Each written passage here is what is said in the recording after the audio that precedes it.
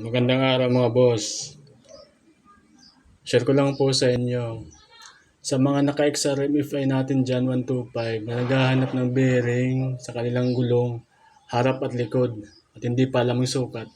Ito na po mga boss. Yung sukat po natin sa harap ng gulong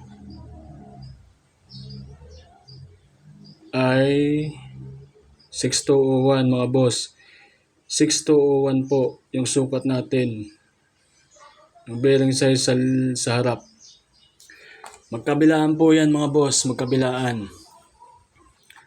At sa likod naman mga boss, yung sukat,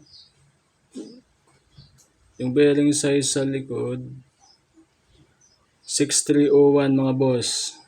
6301.